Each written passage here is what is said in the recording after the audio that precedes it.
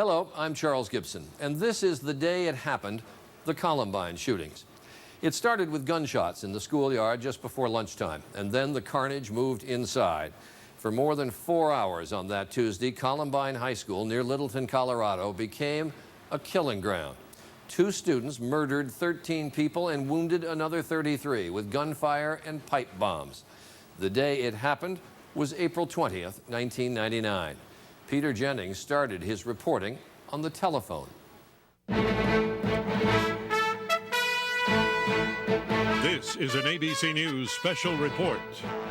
From ABC News World Headquarters, here is Peter Jennings.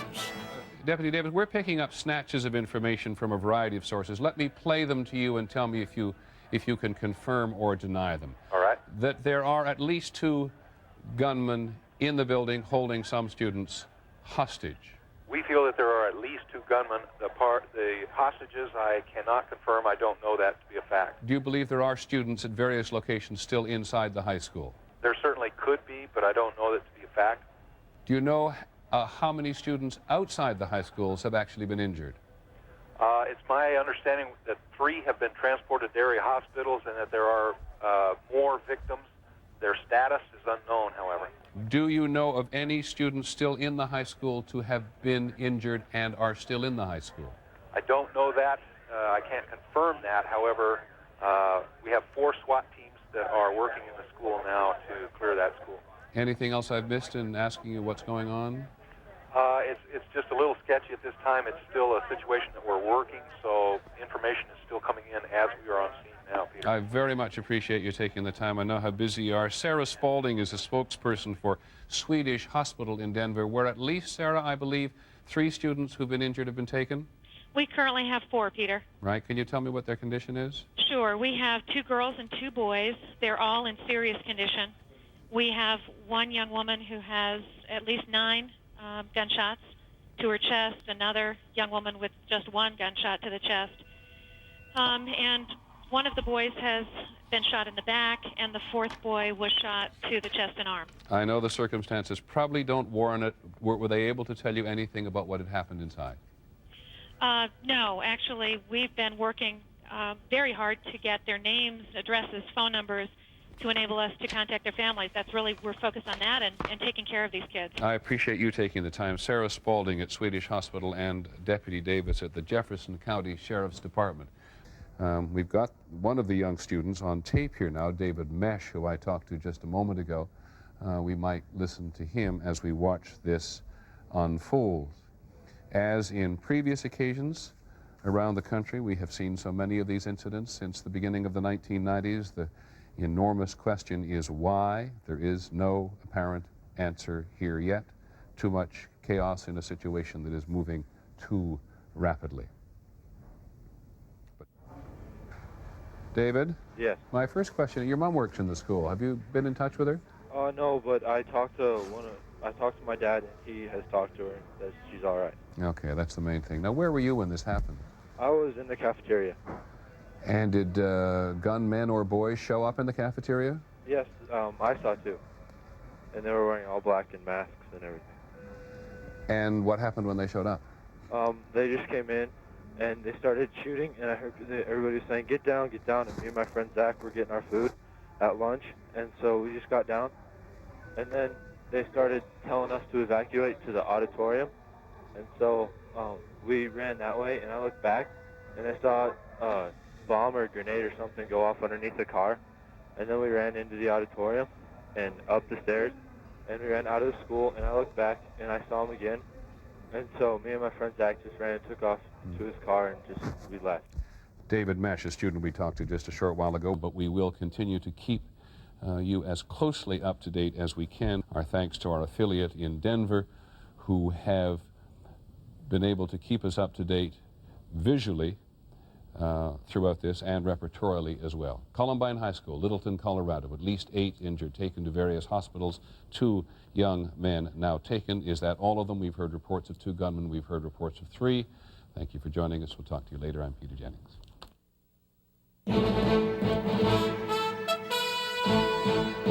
This is an ABC News special report. From ABC News World Headquarters, here is Peter Jennings.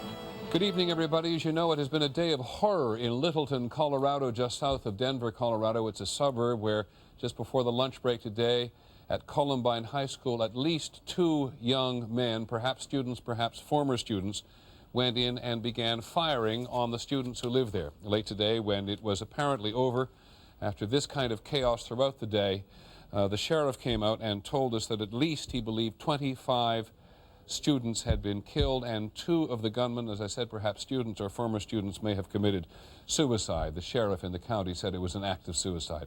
We interrupt our programming now because President Clinton is going to come out and talk briefly to the nation. It is only 6 months since he spoke to the nation once before on this deep commitment he and the government say they have to trying to stop the crimes in high schools around the country. So we'll be joined by him in just a moment. Tom Foreman, our correspondent, has been on the scene all day. Tom, in about a minute before the president comes, can you give us the latest?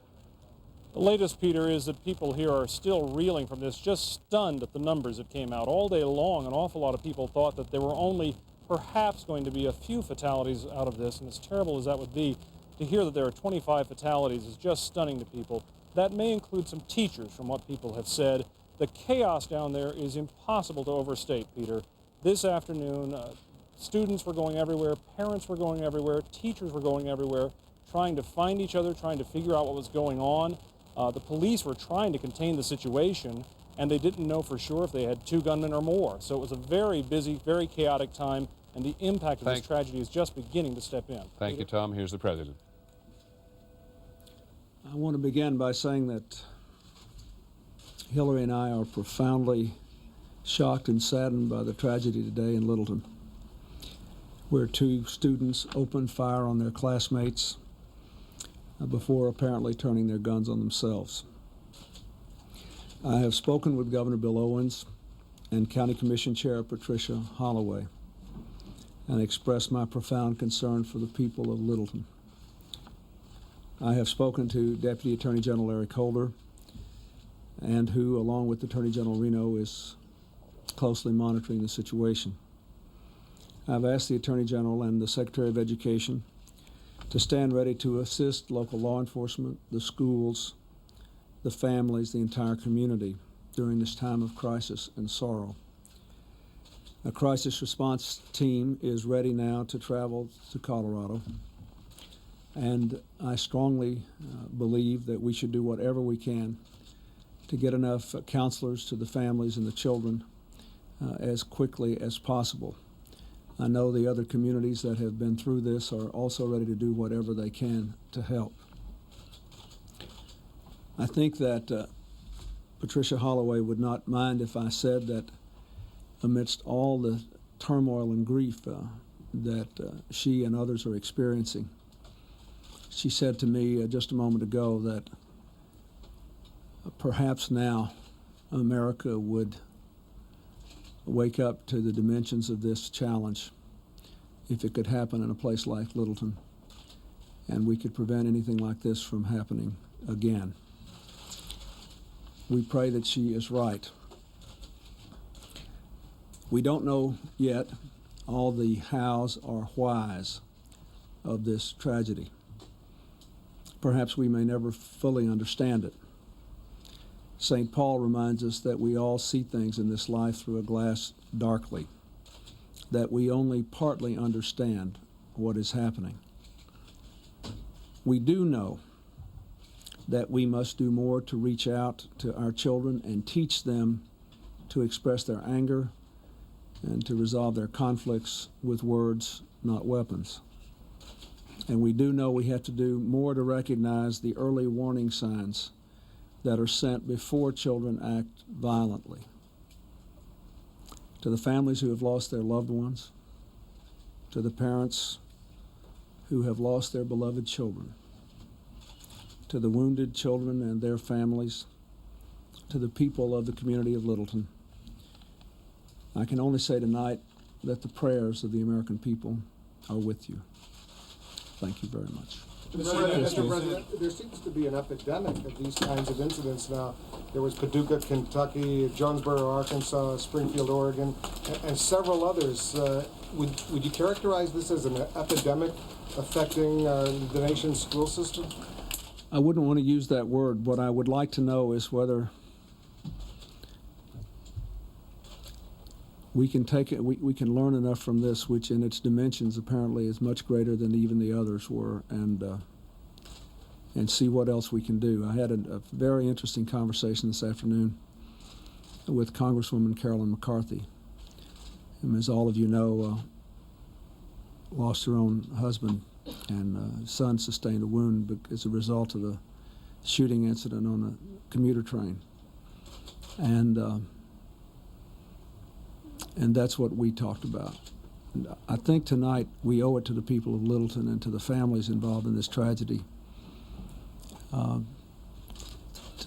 to let them go through the grieving and deal and try to get the facts. And then the rest of us have a responsibility to do everything we can to make sure this doesn't make 1999 a year like last year, that we don't have another rash of this, that we really can be more effective in preventing it. And I wish I could say more tonight, but I don't think I can. Mr. President, have you been told, sir, that the death toll is as high as the 25 figure that we've heard? And secondly, sir, every time one of these things happens, we go through this course of hand-wringing and say, we've got to stop it from happening again. Is there anything specific and concrete that you'd like to see happen that hasn't happened yet? Well, I don't want to make it. There are, but what I would like to do is take a couple of days, because we don't know what the facts are here. And keep in mind, the community is an open wound right now. They have suffered as much as anyone can suffer. This is the largest group of fatalities, whatever the numbers are. And I've heard various numbers, even as much as 5 minutes ago, right before I came out. I'd like to answer that question, but I think anything I say tonight could only add to the pain of the people in Littleton and not serve to solve the problem. So I will answer that question when I have more facts and after we let a little time pass. President Clinton being called on tonight to do what presidents do on occasions like this, try to bind the wounds, not only tonight in Littleton, Colorado, but a wound that the whole nation feels, and pointing out that we do not know all the facts or how deeply disaffected these students were, or why. There have been several hints in a variety of places today. They belong to something the local students refer to as the trench coat mafia, but as they appear to have either been shot or killed themselves in the course of a long siege with various SWAT teams going room to room throughout the high school today. Those answers will take a while, as the president makes it clear. A couple of friends of the gunman were apparently arrested outside the school today. We saw some visual evidence of that a little earlier on, so there may be some clue into these individuals, perhaps belonging to a larger group. But the president makes the point. The reporter who asked the question, was there anything the federal government could do to stop this, probably knew the answer before he asked the question. The president says he can do as much as he can to raise consciousness, send tonight a crisis response team to comfort the people of Littleton, Colorado. But beyond that, as we know from recent history, this kind of thing does happen. Nightline will take this up as a subject in depth tonight. Tomorrow, Good Morning America and World News Tonight will come from Colorado. I'm Peter Jennings. Good evening. For continuing coverage of this story, stay with ABC News and abcnews.com, now part of the Go Network. This has been a special report from ABC News. April 20th. 1999. Again, the scenes are familiar. We saw the black guns come out of the trench coat, and that's when we knew it was real. And then when we heard the bullet whiz by us, we knew that we better get out of there. But never on this scale. Up to 25 dead, nearly as many wounded. Then they started yelling again for everyone to get down, and then we knew that we were sitting ducks there. And again, the questions of who and why. They were known as the trench coat mafia at our school, and the jocks, ridiculed them quite a bit. When they first walked in, they said if there's any jocks in here, they're dead. I just think that tonight we need to focus on the families that lost their kids on the children that are wounded, on the grieving of the community. And I hope that we can find solace by sharing our grief together. And now, Littleton. Tonight, a community and the nation mourn.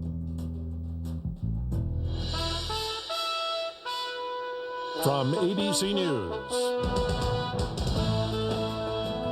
this is Nightline. Reporting from Washington, Ted Koppel.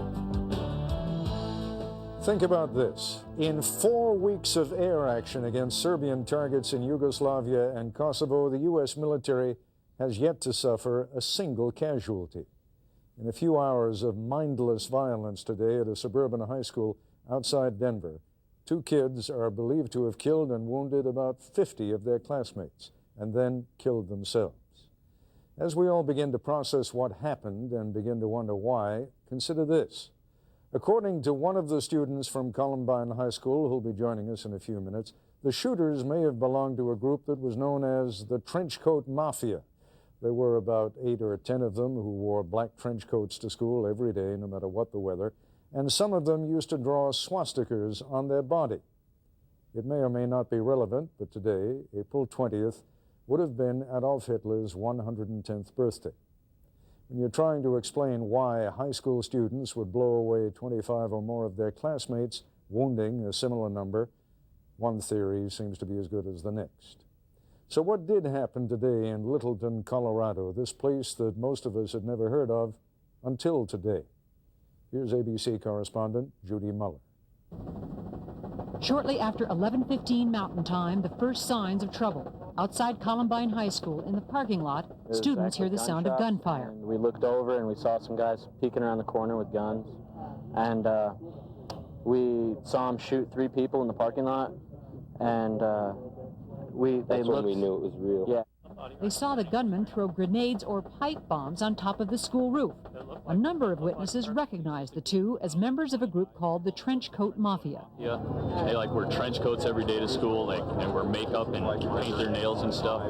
They're just I don't know, everyone kind of thinks of them as different, and they always just hang out with themselves only, kind of associate themselves with death and violence. They always wear black clothing or dark clothing, glasses, berets. They get made fun of a lot. Not a lot of kids like them. Yeah. They get made fun of a lot. Yes. Yeah, by other students sometimes. 11:30, the fire alarm was sounded. School teacher Paula Reed hustled her students out. As I got outside the building, right outside the building, teachers and administrators were yelling to the kids, get them out of here, get them out of here, get them all the way to the park. At first, she said, there was no panic.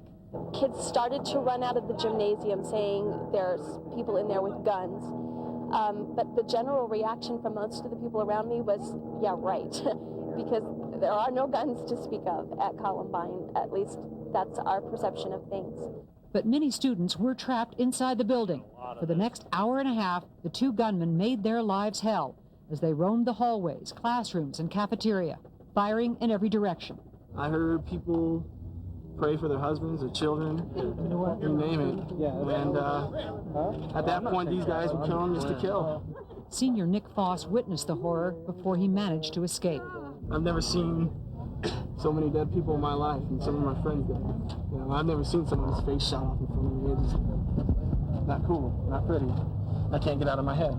Some of the worst carnage was in the library. There was a guy at a table right next to me and her, and they just shot him, and then walked away, and then he was just sitting there in a pool of blood. We all got under the desk, and then they just started coming in the library and opening fire and shooting off bombs. By noon, police SWAT teams had surrounded the building. They pulled students out whenever and however they could. One student who'd been wounded was pulled through a second-floor window. At a time when students would normally be finishing their lunch and returning to class, they were still fleeing, many taking refuge in nearby houses.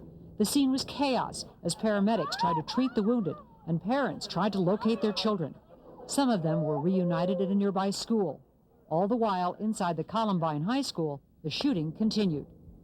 At 12:15, the first of the wounded were taken to nearby hospitals. At approximately 1 p.m., nearly 1.5 hours after the shooting began, the SWAT team entered. Dozens of students ran out with their hands in the air. Police were wary that the gunman might try to escape by blending in with the crowd.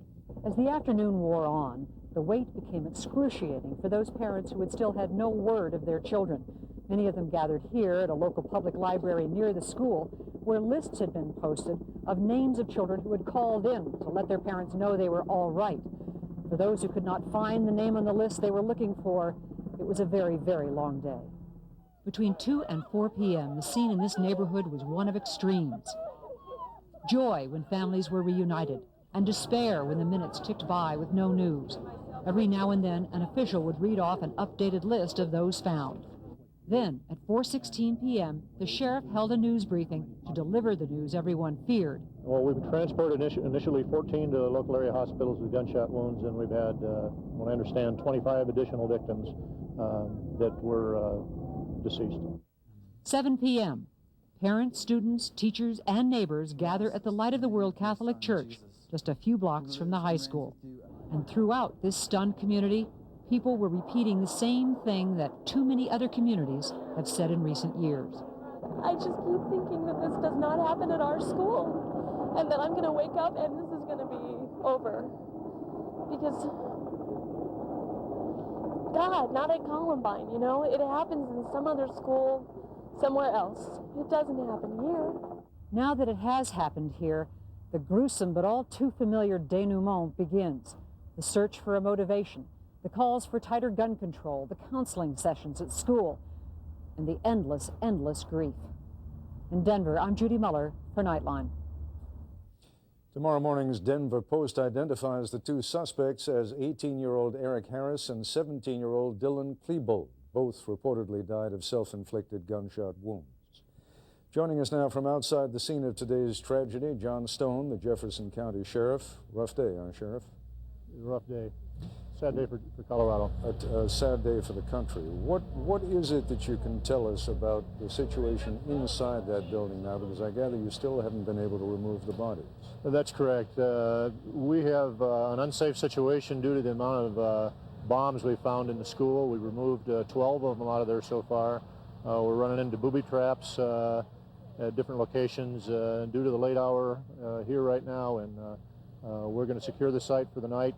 We can't even go in and remove bodies or do any of that identification because of the massive amount of ordnance that we run into in the building. It makes it an unsafe situation right now. When you talk about bombs, what are you talking about? Pipe bombs or grenades? I haven't seen any of the devices yet, but a lot of them are handmade devices, and but we've exploded several of them.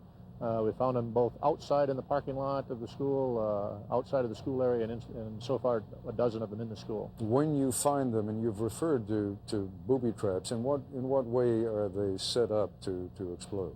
Well, we found one device on one of the suspect's cars that was set to detonate the gas tank as our officers were trying to secure it. We've got ordnance on the bodies of the suspects that needs to be deactivated before we can move those bodies. So in other words, if I hear you correctly, before they killed themselves, they booby-trapped their own bodies? That there's evidence of some of that on those bodies. I did say before they killed themselves, and I think I have heard that, but I'd like to hear you confirm it. Are you satisfied that they committed suicide, or did they shoot one another? We suspect that they probably killed themselves. Have you been inside the building yourself, or has that been? No, the only people we've got in the building were the SWAT units that went in and did the initial sweep, which took several hours. We've had 5 SWAT teams operating in there, including Denver Police Departments, the FBI's, our SWAT team, Arapahoe County, and it took us a considerable amount of time to do it because of the things we were running into we weren't expecting, like those bombs. We had explosions in the school upon our initial entry. We had our officers, the school resource officer and one of our motorcycle units on the initial entry exchange gunfire with one of the suspects. It was a very unsafe situation here. Has anybody been hurt by any of the bomb explosions, or have in fact any of the bombs exploded? We have had bomb explosions in the school, and as far as the scene, we have not been able to examine the bodies well enough to know whether they were hit by bomb fragments or by weapons fire, but there was considerable weapons fire as well as the bombs detonated in the school. You've obviously got, Sheriff, a really terrible human tragedy on your hands there, but particularly tonight in the sense that all the parents whose children have not yet been identified they can't know yet. I mean, they don't know for sure one way or the other. What's being done to help these folks through the night? Well, we've had all of the victims' families and things over at one of the neighboring schools right now, and we've been briefing them as much as we possibly can on what's going on. We want to get this identification process done as soon as possible, but we want to do it safely. We don't need any more tragedies out here. No, absolutely not. But when I say there's still this level of uncertainty, in other words, you don't know for sure who is dead in there, and all you've been able to do is, in a sense, identify people by process of elimination, I guess. That's correct. And are the parents, I don't even know what word to use. Are they satisfied with that? Are they able to put up with that? Well, I think because of all that we've encountered here tonight and the fact that there's been people here who have been detonating the bombs, the community considers this a very real threat. We had another bomb that apparently went off as a diversion in another part of this neighborhood down here prior to our arrival. That could have been maybe to draw cars or something over to that scene. You've had a couple of other arrests, I gather. Is it just because you feel these are people who were associated with the suspects, or that they themselves may be suspected of participating? Well, we had three individuals we picked up that were dressed paramilitary, trying to get onto the school scene at the same time this was going on. From information we gathered, they are associated with these suspects, but whether they were part of this plot today still is to be determined. There's a lot of investigation to be done in this. They're under arrest at the moment, or are they being held at the moment? They were being held earlier. I haven't had a chance to check on the status of what exactly is going on with them right now. All right, Sheriff Stone, it's good of you to have taken the time. Thank you very much. Okay, thank you. When we come back, we'll meet three of the students who witnessed today's horrific events. The two students believed to have done the shooting clearly belonged to a larger group. Tonight, Tim Foreman reports a lot of questions are being asked about the students with the black coats. While SWAT teams were still trying to find the gunman inside the school, police outside were stopping several other students who were allegedly trying to get in. Witnesses say those students who were detained were also members of the gang known as the Trenchcoat Mafia. Nicole and Amanda Wiggin knew the gang members. They just kind of walk around with big black trench coats and they play war in the school all the time. What do you mean they play war? They just pretend that they're in war. They usually have like just regular like small play guns or whatever and pretend that they're playing. Columbine students say the gang was comprised of about a dozen teenagers. They were known to talk about violence and death and often threaten people, taking a particular dislike to minorities and athletes, but almost no one took the threat seriously. We were just joking at the start of the year. I'd always say that they'd do that, but I was just joking. I never actually thought they'd really do it. Indeed, some students say even when gang members bragged about getting new guns and made a video about their guns in a class, they were largely considered a joke. The two students believed to be the gunmen were teased and ridiculed. Teachers say in that regard, this school was like any other. Yeah, I could say that there would be some kids who feel very disassociated from the school, and that's hard for kids, especially at this age. But boy, if you had asked me yesterday if any of our kids would come in and shoot people. Police say they never heard of the gang before today.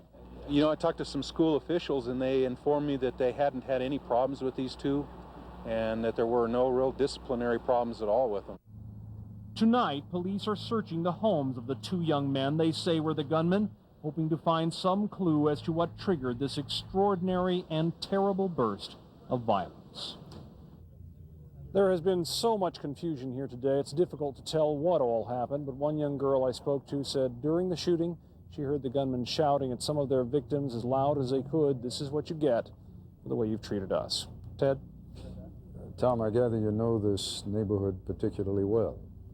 Yeah, Ted, I live just a few miles away from here. I know a lot of the people who work in the school. I know some of the students who went to school there. I don't know any of the victims. But this is a neighborhood that's always had a very active school community. It's a park where people play with their kids right behind the school. It's been the kind of place that an awful lot of people move to, in fact, thinking that they were getting away from this kind of violence in other areas. And people are very, very shocked and stunned tonight. Can you think of any acts of violence that have taken place there at all over the past year or so? None that were large enough that they would attract particular community interest. The high schools down here certainly have had some problems, as any high schools would in large areas or big high schools. But there haven't been any particular violent episodes right at that high school. There were a couple of shootings at a mall not terribly far from there over the past, I'd say, year and a half. But those seem to be isolated incidents, seem to involve different gang members as gang shootings seem to go. But nothing at the high school itself, and in fact, that's part of what has stunned so many people here, is they thought it was a good high school with not these kind of problems, and of course it was a good high school. Nobody expected this to happen there. Tom Foreman, thanks very much. And joining us now live from Denver, Littleton Fire Chief William Pessimir. His department got the first call to respond. And Dr. William Pfeiffer was on the scene, on a team rather, of 6 trauma surgeons from Swedish Medical Center who operated on 4 of the students today. Doctor, how are they doing? Everybody's out of the OR. 2 of them are up on the floor, and 2 of them are in the intensive care unit, still in critical condition. Talk for a moment about what happens when you get word of an event even similar to this, in the sense that you have numerous casualties or some people who are in grave danger. How does the hospital respond? Well, we have a trauma team in the hospital at all times, comprised of not only an emergency room physician, but also a trauma surgeon. And they're there actually physically in the house 24 hours a day.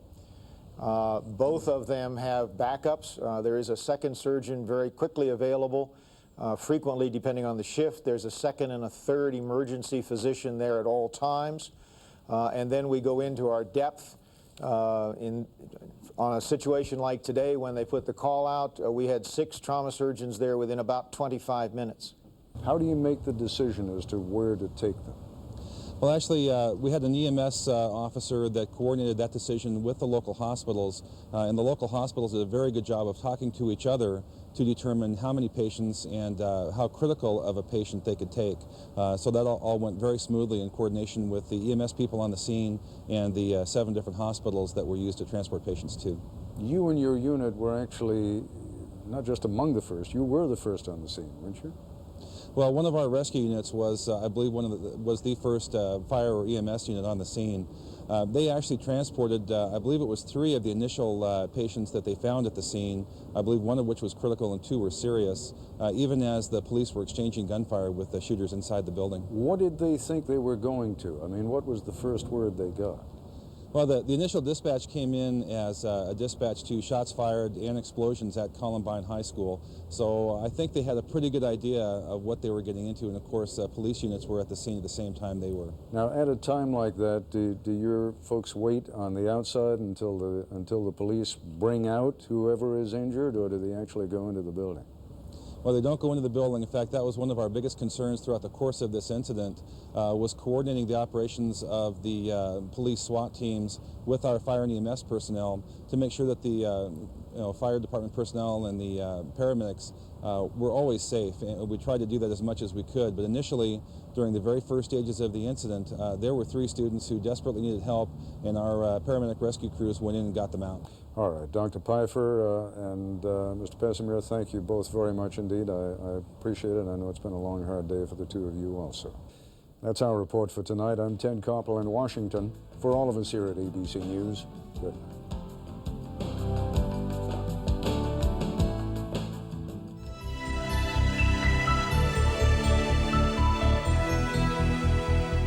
I am with 3 students who were in the thick of this yesterday. I am with Crystal Woodman.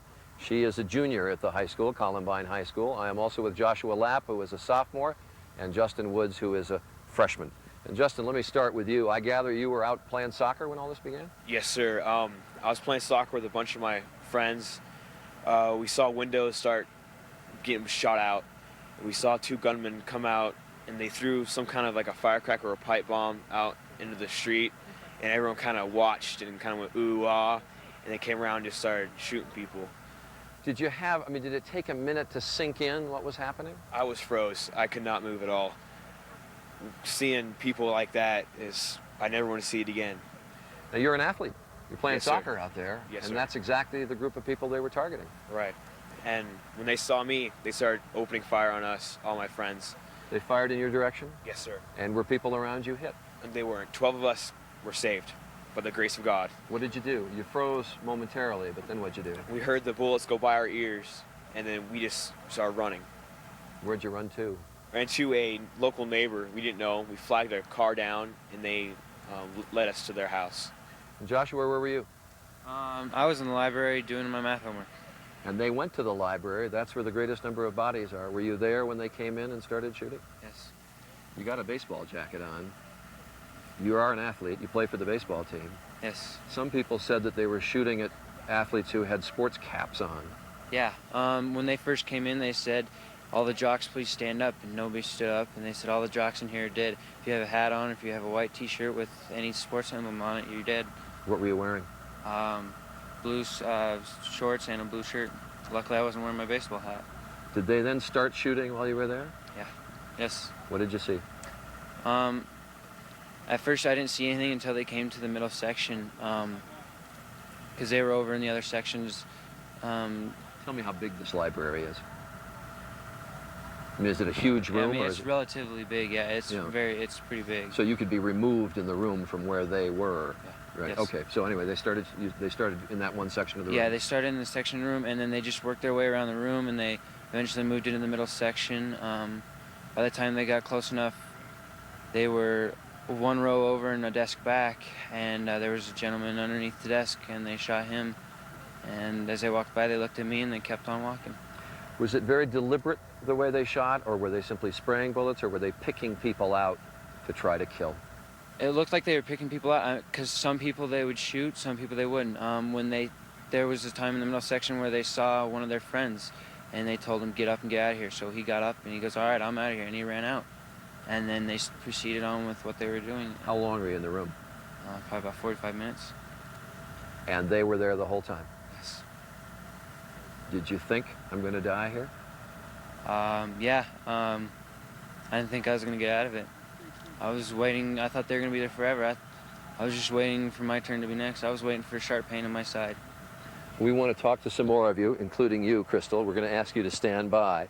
We have more half hours of this program, so we'll come back at 7:30 and talk to you, okay? Thanks very much. You all doing okay? You're doing okay. All right. We'll take a break. Good Morning America continues.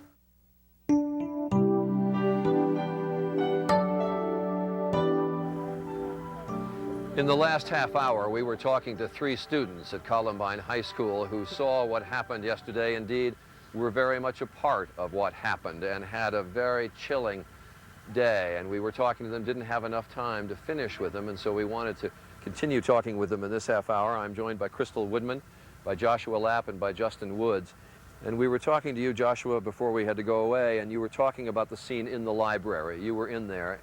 And I want a sense of whether they were walking around and deliberately shooting individuals, or were they simply shooting around the room? By the way they were doing, they were picking out certain people that appealed to be jocks or of that sort. Because when they were in the middle section, they came up to somebody and they realized it was their friend, and they let him go. And if they could tell that it was their friend, they had to be looking at the faces and telling who it was. So they would shoot someone and then stop shooting and walk over and pick out another student, and Yes. What were they saying to those students? There was a little black kid that I'm pretty good friends with, and excuse the language, but they said, there's that little nigger. It's 3 shots. It paused. They go, is he dead? The other one paused, and the other one said, yeah, he's dead. And I mean, you could say it's a racial thing, which it appeared to be because it was towards jocks and then you said they walked over to a girl and asked her if she believed in Christ? She believed in God, and she paused. She didn't know what to answer, so she said yeah, and they go, why? And they proceeded to shoot her. Did they say anything? Did anybody talk back to them? There was one, she said, why are you doing this? Why are you killing these people? And they just said, because we've wanted to for a long time. And I believe that they shot her, because that's all we heard from her. Now, you were huddled under the table all this time, and you said you were waiting for that sharp pain in your side. At what point did you know, I'm going to be able to get out of here? When they walked out of the library, I had a sense that I might be able to get out of this. They walked out of the library. They walked out of the library to the hall and started shooting out more windows. At that time, we proceeded to get up and we ran out. And you ran out. The back door. Crystal, where were you yesterday? I was in the library as well. You were, and what were you doing? Just hiding under a table. Well, when did you realize that they came in and they started shooting and you realized right away what was happening? Yes, it took a while to hit me. I thought it was a joke at first, but then I heard people screaming and I knew it was for real. So you got immediately under a table. Yes. You were huddled with other students? Yes. One of my good friends just had me in his arms and he said he'd take the bullet for me. He was hugging you and trying to protect you. Now tell me, Joshua gave us some sense of what was going on, but tell me what you saw. I did not want to look around. I had my head down and I just listened. I just heard things, just horrifying things. Could you see, if you're huddled under the table, could you see their legs as they walked around the room? Yeah, one pushed a chair in to the table that I was under and it hit my arm. So I knew they were right there. Were they shooting people right in your vicinity? Yes. And what were they saying? They were just like, they thought it was just funny. They just were glad that they were getting their revenge. They were just like, who's next? Who's ready to die? And they were just like, we've waited to do this our whole lives. And it was just, and every time they'd shoot someone, they'd holler like it was like exciting. Were they yelling or were they talking in very calm, chilling tones? It was just very, they just chilling tones. I Really? mean, yeah, they weren't yelling. They were just talking. Talking. I suspect you're never going to forget this. No, I can't get the visions and their voices out of my head. When they went out in the hall, Joshua and some others were able to run away. Is that when you got away as well? Yes. And where did you go? Did you know where to run, or were you just panicked? Well, I just got up and I ran out the nearest exit because that's where everyone else was going. And when they went out in the hall, were they shooting out there? Yes, I could hear shots. Did any of you get a very good look at them yesterday? We heard they were wearing masks. Were they wearing masks? Not from what I saw, and I don't think they ever were. Were you able to see their faces? One of them, definitely. That Dylan. Did you? I'm sorry? It was Dylan. I don't know his last name. Dylan Klebold? Right. Klebold, yeah. I definitely saw him. I mean, eye to eye when he shot at all my friends. Is this group, this trench coat mafia, very well known around the school? Well, I've been there for like 3 months now, and I've heard a little bit, but not much with it, and I kind of stayed away from the people that were there. I didn't really think anything of it, but now the pieces are coming together, and I understand. Well, when you see them in these trench coats walking around the school, I mean, what kind of an aura did they have about them? They thought that they kind of act like they were untouchable. I mean, they just walked down the hall. They wouldn't move out of anybody's way. Everybody had to move out of their way type of deal. I mean, you didn't know what was under those trench coats, so you just got out of their way. I mean, you didn't argue with them. You kind of listened to them because you didn't know what they had. They were always mad, you told me. Yeah, they were always mad. I mean, you know, you'd go up to them and some people would say hi to them, you know, and they just get in their face and start yelling at them. I mean, you said when you saw them yesterday in the library, one of them had blood on his mouth? Yeah, it was around his mouth. It wasn't like splatter from, you know, being too close. It was like around the mouth, like if you ate a chocolate bar and you got chocolate on your mouth. Right. It was just like that. So, I mean... Don't know how it got there. No. The only thing that I can think of is maybe eating something. That's just Who what knows? I don't know. I thank all of you. That was a very hard day, and it's one that's going to stick with you, as Crystal says, for a long, long, long time. You all take care. The motives of Eric Harris and Dylan Klebold remain a mystery, although investigators have formed theories based on what was found in the killers' homes and on their personal computers. The words psychopath and depression figure prominently in the experts' findings. But an analysis of Columbine and other school shootings by the U.S. Secret Service says there is no typical profile for the perpetrators of this kind of violence. There are no specific clues. What parents and teachers should watch out for, says the report, are any disturbing changes in behavior. I'm Charles Gibson. Thank you for watching this edition of the day it happened.